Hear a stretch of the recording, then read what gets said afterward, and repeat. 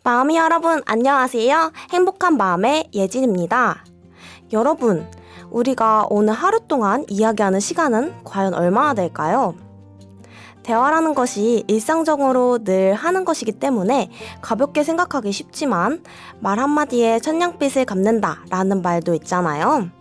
그만큼 말 한마디가 가진 힘은 굉장히 크다고 생각합니다. 우리 마음이 여러분들은 다른 사람들과 대화를 나눌 때 가장 중요한 것이 무엇이라고 생각하세요? 보통 대화에서 가장 중요한 것은 말하기라고 생각하기 쉽지만 사실 중요한 것은 상대방의 이야기를 잘 들어주는 듣기예요. 현명한 자는 긴 귀를 가지고 짧은 혀를 가졌다라는 속담도 있듯이 상대방의 이야기를 진심으로 들어주고 따뜻한 말 한마디를 건네주지 않은 사람이 오히려 말을 멋있고 유창하게 하는 사람보다 더 좋은 인상을 남길 수가 있게 되는 거죠.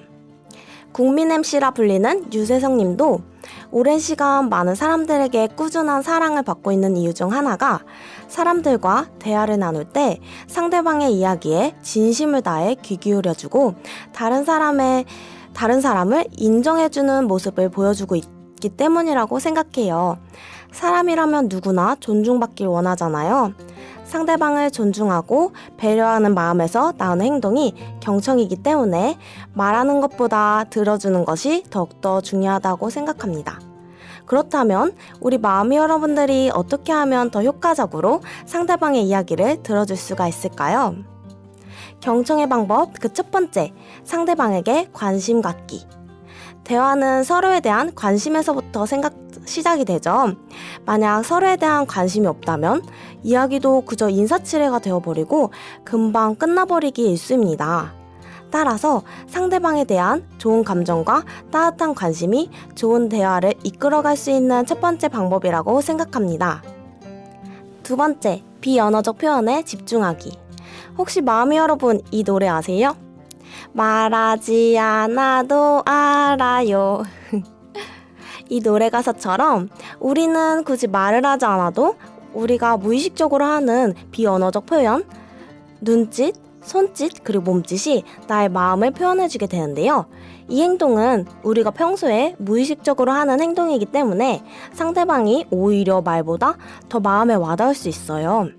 그래서 우리는 대화를 나눌 때 이 비언어적 표현에 주의를 기울여야 합니다. 처음에 우리가 대화를 할 때 어떻게 시작하죠? 가장 먼저 서로의 눈을 맞추잖아요.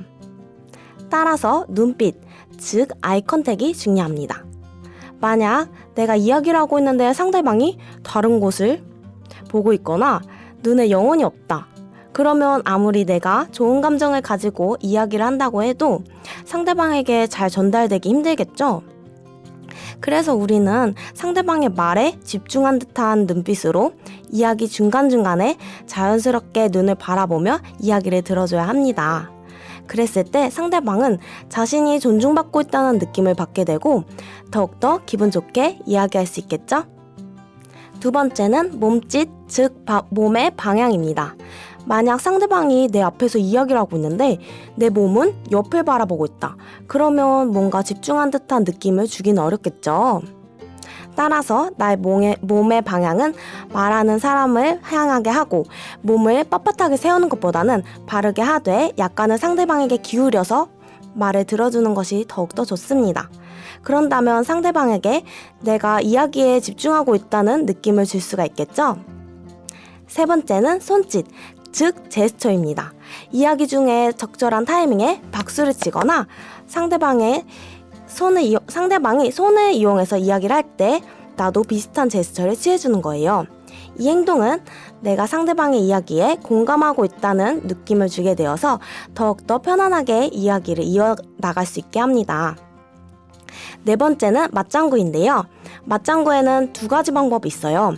첫 번째는 고개를 끄덕여주는 거예요. 만약에 내가 이야기를 할 때 고개를 끄덕여주는 사람이 있다면 내 말을 잘 들어주는 사람이 있다는 생각에 더욱더 기분 좋게 이야기할 수 있겠죠? 만약에 마음이 여러분들이 평소에 호감을 갖고 있는 상대가 있다면 그 그 사람이 이야기를 할 때 적절한 타이밍에 고개를 끄덕여 주세요. 그런다면 그 사람에게 좋은 호감의 인상을 줄 수가 있게 됩니다. 두 번째는 상대방의 말에 추임새를 넣어주는 거예요. 예를 들어, 아, 그렇구나. 그래서? 그 다음에 어떻게 됐는데?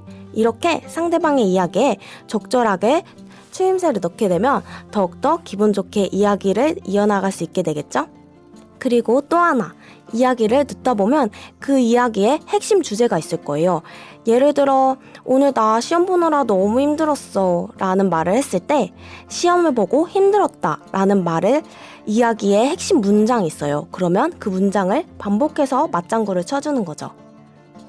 오늘 시험 보느라 많이 힘들었겠구나. 이렇게 상대방의 마음에 공감을 해주고 정말 수고 많았어 라고 격려의 말까지 덧붙여준다면 자신이 존중받고 있다는 느낌을 받게 되고 마음의 위안까지 얻게 되겠죠? 자, 오늘 제가 말씀드린 경청의 방법, 먼저 상대방에게 관심을 가지고 아이 컨택을 해주면서 대화에 알맞은 제스처와 맞장구, 그리고 추임새를 적절히 넣어준다면 사람과의 관계가 형성되는 학교나 직장에서 이야기를 나누고 싶은 사람, 함께하고 싶은 사람으로 어딜 가나 사랑을 받으실 수 있을 거예요. 그리고 무엇보다 서로 기분 좋게 대화를 나누다 보면 상대방에 대해서 더욱더 잘 알 수 있게 되고 스스로가 대화의 즐거움도 느끼며 행복한 인간관계를 만들어 나갈 수 있을 거라고 생각합니다. 우리 마음이 여러분, 평소에 다른 사람과 대화를 나눌 때 내가 어떠한 태도로 상대방의 이야기를 듣고 있는지 돌아보고 앞으로 어떻게 하면 조금 더 스스로를 발전시켜 나갈 수 있을지에 대해 생각해보는 시간은 꼭 가지셨으면 좋겠습니다.